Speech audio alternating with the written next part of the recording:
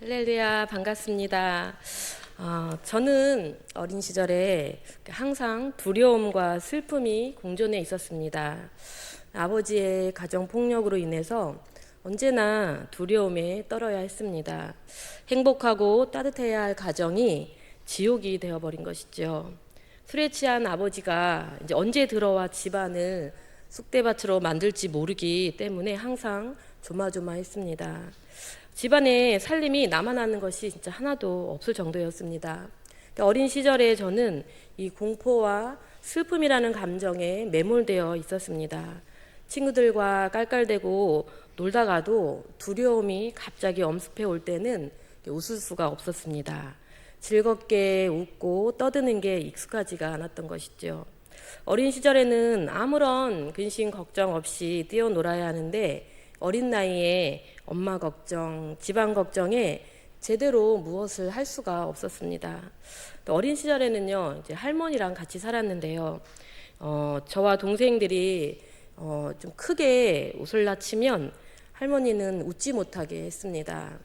웃음 끝에 눈물이 온다고 하면서 슬픔의 상황을 대비해야 하는 것처럼 늘 이야기하셨습니다. 그렇게 말하는 할머니의 말을 어린 나이에는 이해할 수가 없잖아요. 웃으면 그냥 웃는 거지 그걸 웃지 못하게 하는 그 할머니의 말을 이해할 수 없었던 거죠. 그래서 할머니 도대체 왜 그럴까라는 생각도 좀 많이 했었고요. 웃다가도 혼난 적이 있었습니다. 아마 할머니는 살아오면서 엄청난 고난을 겪었기 때문이었을 것입니다. 일제강점기 시대와 6.25 전쟁까지 다 겪었고 거기에다가 손주가 가정을 엉망진창으로 만드는 것을 보고 있었으니 그 마음이 무너졌을 것입니다. 당시 할머니는요, 친할머니 아니고 아버지의 할머니, 그러니까 저한테는 증조 할머니죠. 그러니까 지금 이제 성인이 되어서 할머니를 생각하면 참 힘들었겠다라는 생각이 들었습니다. 어쨌든 할머니는 자신의 감정에 매몰되지 않게 컨트롤을 하고 있었던 것입니다. 슬픔과 기쁨이 언제 찾아오더라도 그것에 휩싸이지 않는 노하우를 나름대로 터득하고 계셨던 것이죠. 그렇게 하지 않으면 아마 살 수가 없으셨을 것입니다. 오늘 본문의 사도 바울도요, 감정에 매몰되지 않게 살아야 한다고 말합니다. 그리고 또 환난의 때를 어떻게 보내야 하며 무엇을 우선순위에 두며 살아가야 하는지를 말합니다. 28절을 보면 이렇게 말씀하세요. 제가 읽어드릴게요. 그러나 장가가도 죄짓는 것이 아니요 처녀가 시집가도 죄짓는 것이 아니로되 이런 이들은 육신의 고난이 있으리니 나는 너희를 아끼노라. 아멘. 결혼해서 사는 것은 하나님이 정하신 것으로 잘못이 아니지요. 그러나 바울은 육신의 고난이 있음을 이야기합니다. 왜 이러한 이야기를 할까요? 바울이 고린도전서를 쓸 당시에는 로마 제국의 박해와 기근 혹은 사회적 대격변과 같은 극심한 어려움을 마주하고 있었거나 곧 닥칠 것으로 예상을 했습니다. 혼자라면 이러한 환난 속에서 자기 믿음만 지키면 되지만 결혼을 해서 가정을 이룬다면 배우자와 자녀가 겪는 고통까지 고스란히 짊어져야 하기에 바울은 성도가 그 환난 속에서 겪을 육체적, 심리적 고통을 생각하며 안타까운 마음에서 독신을 권한 것입니다. 아마 아버지의 마음과도 같은 마음으로 걱정하지 않았을까 생각해 봅니다. 그러면서 때가 단축되어졌다면서 세상의 외형은 지나간다고 말합니다. 지나가는 세상 속에서 영원한 것은 없지요. 모든 것이 다 지나가고 없어집니다. 우리는 언젠가 영원한 나라에 가게 됩니다. 그곳으로 가기까지 우리는 제한된 시간 속에서 살아가야 합니다. 그럼 그 제한된 시간 속에서 어떻게 살아가야 하는 것일까요? 우리가 살아가는 시간은 영원하지 않습니다. 영원하지 않기에 다가올 하나님 나라를 대비해서 우선순위를 가지고 살아가야 합니다. 그래서 바울은요, 없는 자 같이 살아야 한다는 새로운 태도를 제시하면서 권면합니다. 세 가지를 제시하는데요. 하나씩 살펴보면서 어떠한 마음으로 살아가야 하는지 알아보겠습니다. 바울이 제시하는 첫 번째는요, 안에 있는 자들은 없는 자같이 해야 한다고 이야기합니다. 무슨 뜻일까요? 결혼 관계를 부정하는 이야기가 아닙니다. 결혼이 삶의 궁극적 목표나 전부가 되어서는 안 된다는 것입니다. 우리가 그토록 매달렸던 건강이나 재물, 심지어 이 가족 관계조차도 영원하지 않음을 이야기합니다. 가정을 이루고 자녀를 키우며 느꼈던 모든 즐거움과 슬픔은 다 지나가지요. 저도 지난날을 생각해 보면 아이들 어릴 때 기억이 생각이 안 날 때가 있습니다. 우리 권사님, 집사님들도 그렇지요. 그때는 또 죽을 것 같은 일이었어도 지나고 보면 내가 왜 그렇게 힘들어 했을까 하는 생각도 듭니다. 다 아시겠지만 저는 오교구를 담당하고 있습니다. 이제 결혼하고 아이나 키우는 가정들이 한 4, 50가정 됩니다. 제가 처음 오교구를 맡게 된 이유는 저와 같은 세대는 아니지만 제가 결혼 생활을 하며 겪었던 일들을 비슷하게 겪으며 힘들어하는 성도님들을 보면서 같이 이야기하면서 조언해주면 좋겠다는 생각에서 맡게 되었습니다. 결혼을 하면 초기에는요, 배우자, 아기에 매여서요, 다른 것은 볼 수가 없습니다. 남편이 조금만 상처를 주면 어떤가요? 세상이 다 무너지는 것 같습니다. 아이가 다른 아이들보다 발달이 좀 늦는 것 같으면 가슴이 철렁 내려앉습니다. 잠도 자지 못하지요. 좀 여유를 가지고 살면 좋겠는데 사실 그때는 그게 쉽지만은 않죠. 그 시절을 다 겪고 지나 보니까 아둥바둥 할 필요가 없었던 것 같습니다. 우리 권사님들도, 우리 지사님들 그렇지 않나요? 다 지나가는 거더라고요. 관계의 어려움, 또 물질의 어려움들이 죽을 것 같이 힘들었는데 다 지나가게 되어 있습니다. 그래서 바울은 결혼이 최종 목적이 아니라고 이야기하는 것입니다. 세상은 남편이, 아내가, 아이가 우상이 되어서 살아갑니다. 서로에게 집착하지요. 아내는 남편에게, 남편은 아내를, 또 부모는 자녀를 손에 쥐고 통제하려고 합니다. 조금만 잘못해도 서로 상처 주고 마음 상해합니다. 그들의 최종 목적이 서로이기 때문에 그렇지요. 그러나 우리 믿는 신자는 가족이 내 신앙과 마음의 중심이 되어서는 안 됩니다. 바울이 말한 것과 같이 없는 것 같이 살아야 합니다. 사랑하는 성도님들, 남편이나 자녀의 반응에 내 신앙과 인생 전체가 흔들리는 단계에서는 벗어나야 합니다. 남편을, 아내를, 자녀를 사랑하지 말라는 이야기가 아닙니다. 그들을 깊이 사랑하되 주님보다 더 의지하지 않아야 합니다. 남편도 자녀도 모두 하나님께 맡겨드리고 주님만 섬기며 우리는 살아야 합니다. 그렇게 살아갈 때 없는 것 같이 살아갈 수가 있습니다. 그들 또한 내 것이 아니지요. 각각 하나님의 자녀입니다. 하나님이 반드시 책임져 주십니다. 이 원리를 기억하시고 자유하시기를 바랍니다.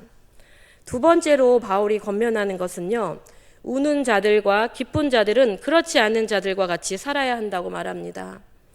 우는 자들은 울지 않는 것과 같이, 기쁜 자들은 기쁘지 않은 것 같이 살라고 이야기하는 것입니다. 어떻게 이렇게 살아갈 수가 있을까요? 사람이 로봇이 아닌데요. 이것은 감정의 초연함을 말하는 것입니다. 수많은 인생의 굴곡을 겪으며 눈물 흘릴 일들이 참 많지요. 서두에서 제 할머니의 경우를 예를 들었는데요. 70년을 살면서 아무런 일도 일어나지 않는 것이 더 이상합니다. 우리의 인생은 기쁨과 슬픔이 공존합니다. 어떻게 보면요, 기쁜 날보다도 슬프고 어려운 일이 더 많은 것 같습니다. 특히 우리 권사님들 시절에는 더 그렇지요. 그러나 우리는 이 땅의 감정에 마음을 다 빼앗겨서는 안 됩니다. 살다 보면 자녀의 결혼이나 직장의 취업과 같은 기쁜 일도 있죠. 질병이나 또 사별, 물질의 손해와 같은 슬프고 눈물 나는 일도 있습니다. 그러나 그리스도인들은 슬픈 일이 있다고 해서 절망의 구렁텅이에 빠져 살지 않아야 합니다. 그것이 바울이 말하는 울지 않는 자 같이 사는 것입니다. 또 이 땅의 좋은 일 때문에 영원한 하늘의 소망을 잊어버려서도 안 된다는 것입니다. 고린도전서를 쓸 당시 고린도는요, 로마 제국의 거대한 무역 중심지이자 부유한 대도시였습니다. 로마 시민권을 가졌거나 사업에 성공한 성도들은 너무나 좋았지요. 왜냐하면 엄청난 부와 화려한 연회, 로마가 주는 평화, 즉 팍스 로마나 속에서 안락함과 신분의 상승의 기쁨을 누리면서 살았던 것입니다. 이러한 상황 속에서 달콤한 안락함에 빠져있던 성도들을 향해서 바울은 로마 제국이 주는 기쁨에 마음을 다 빼앗기지 말라고 경고한 것입니다. 그것은 곧 로마의 박해와 함께 사라질 신규류였기 때문입니다. 임박한 환난 앞에서 진짜 우리가 누려야 할 평화와 기쁨은 로마가 아니라 오직 하나님 나라에 있다는 것을 알게 해주려고 했던 것입니다. 그래서 기쁘지 않는 자같이 살라고 이야기한 것입니다. 돌아보면 인생에서 영원한 슬픔도 없고요, 영원한 기쁨도 없습니다. 다 지나가는 바람과도 같은 것이었습니다. 그러니 오늘 내 삶에 조금 슬픈 일이 있다고 너무 낙심하지 마시기 바랍니다. 또 잠시 좋은 일이 있다고 해서 영원한 천국을 잊어버려서도 안 될 것입니다. 우리는 살면서 오는 기쁨과 슬픔에 일희일비하지 않아야 합니다. 감정에 매몰되어서 정작 보아야 할 것을 보지 못할 때가 있기 때문입니다. 우리는 하나님의 일하심을 바라보아야 합니다. 하나님은 우리를 선하심으로 인도하여 주실 것입니다. 그것은 어려움이 있을 때도 있고 또 기쁜 일일 때도 있습니다. 하나님은 모든 것을 합하여 선하심으로 인도하십니다. 그러니 어려움이 있어도 기쁜 일이 있어도 없는 것 같이 살아가는 지혜가 있어야 할 것입니다. 우리의 진짜 기쁨과 눈물 닦음은 오직 하나님 나라에 있다는 것을 기억하시면서 살아가시기를 바랍니다. 세 번째로는요, 매매하는 자는 없는 자같이 살아야 합니다. 바울의 이 말의 뜻은요, 물질의 초연함을 말하는 것입니다. 세상을 살아가다 보면요, 재산이나 물질에 집착하게 되지요. 젊은 시절은 더 그런 것 같아요. 더 많은 것을 갖기를 위해서 자신의 모든 시간과 열정을 쏟아붓습니다. 세상은 더 많은 것을 가져야 한다고 속삭입니다. 사람들에게 보여주어야 한다고 말하지요. 그래야 성공이라고 말하고 있습니다. 그러니 그 물질에 초연해질 수가 없지요. 그러나 우리 믿는 신자는 이 땅에 쌓아둔 재산이나 소유에 너무 연연해하지 말아야 합니다. 자신이 가진 것에 만족해하는 은혜가 있어야 합니다. 본문에서 말하는 매매하는 자는 집을 사고 팔고 재산을 늘리고 무언가를 소유하려는 인간의 모습을 뜻합니다. 그래서 소유하지 않는 자 같이 살라는 이야기는 내가 가진 집 한 채, 또 내 통장에 있는 물질이 내 인생을 지켜줄 것 같이 그것들을 믿지 말라는 것입니다. 인생을 살아가면서 물질은 우리에게 꼭 필요하긴 하죠. 그러나 그것이 전부는 아닙니다. 결국 우리가 하나님께로 갈 때는 아무것도 가지고 갈 수가 없습니다. 우리는 흔히 이런 말을 많이 하고 또 듣기도 하지요. 나이 들수록 돈이 있어야 대접을 받는다 라는 말을 듣죠. 또 내 노후는 또 내가 챙겨야 한다는 생각에 사로잡혀서 더 움켜쥐려고 하기가 쉽습니다. 우리가 왜 물질을 붙잡고 놓지 않으려고 할까요? 바로 돈이 내 노후를 지켜줄 방패라고 믿기 때문입니다. 하지만 돈이 내 건강을 붙잡아 주지 못하고 또 돈이 내 영혼을 천국으로 인도하지 못합니다. 매매하는 자가 없는 자같이 살아간다는 것은 내 인생의 진짜 안전보장책은 통장 잔고가 아니라 오직 여호와 하나님 한 분뿐임을 고백하는 것입니다. 물질이 주는 가짜 평안함에 속지 말아야 합니다. 내 삶의 진정한 주인 되신 하나님만 의지하며 그 하나님 안에서 평안을 누리시기를 바랍니다. 이 땅의 것을 어떻게 해서든 움켜쥐려고 하기보다 주신 물질을 하나님 나라와 선한 일을 위해서 흘려 보내야 합니다. 지혜로운 노년은 움켜쥐는 사람이 아니라 내 손에 쥔 것을 펴는 연습을 해야 하는 것입니다. 하나님이 잠시 맡겨준 것을 기쁘게 보다가 주님이 부르실 때 가볍게 손을 털고 일어설 수 있는 영적인 가벼움을 준비하시기를 바랍니다. 그렇게 하는 것이 하늘 처소를 예비하는 지혜로운 방법입니다. 우리 사랑하는 성도님들, 세상 물질에 초연해지시기를 바랍니다. 우리가 가지고 있는 모든 것은 다 없어질 것들입니다. 없어질 것에 너무 연연해 하시지 마시기 바랍니다. 필요한 것은 우리가 구하지 않아도 하나님은 우리에게 있어야 할 것을 너무나 잘 아십니다. 그러기에 손을 펴서 움켜진 것들을 흘려 보내시기를 바랍니다. 이렇게 사는 것이요, 없는 자같이 사는 방법입니다. 바울은 왜 관계도 감정도 물질도 다 없는 자같이 초연하게 살라고 했을까요? 바로 31절 후반절 말씀을 보면 알 수 있습니다. 이 말씀이 결론이에요. 우리 같이 한번 읽어볼까요? 이 세상의 외형은 지나감이니라. 아멘. 이 세상의 모든 것은 다 지나가고 사라집니다. 우리가 가지고 갈 수 있는 것은 하나도 없습니다. 그러니 이 세상이 전부인 것처럼 매몰되어서 살지 않아야 합니다. 우리가 세상에 매몰되지 않게 살아가야 하는 이유가 무엇일까요? 바로요, 우리의 고향으로 돌아가야 하기 때문에 그렇습니다.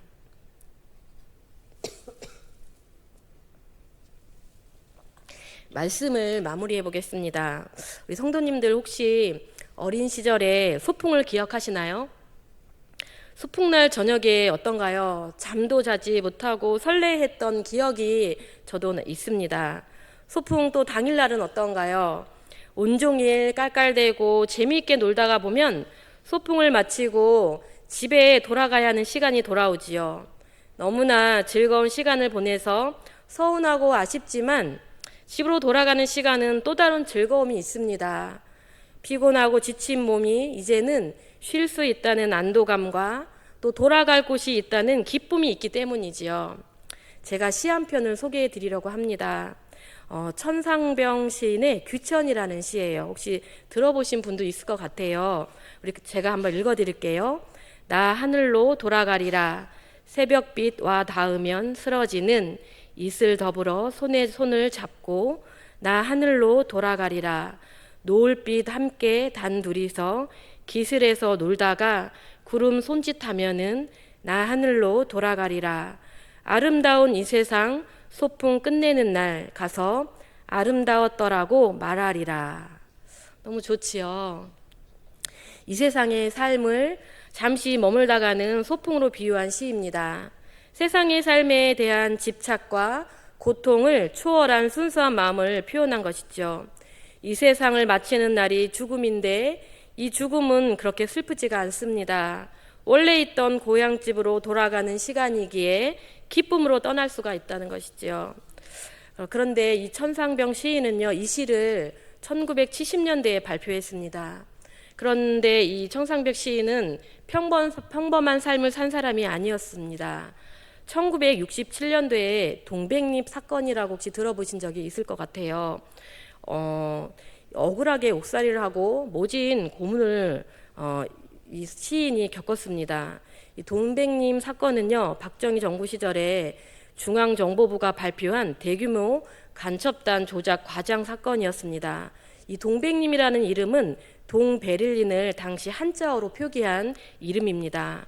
당시 중앙정보부는 유럽에 유학이나 교민으로 가 있던 예술가, 교수, 공무원 등 지식인들이 동베를린의 북한 대사관을 드나들며 간첩 행위를 했다고 발표했습니다. 그때 대학 교수 등 200여 명이 조사를 받았고 이죽 30명 정도가 재판에 넘겨졌습니다.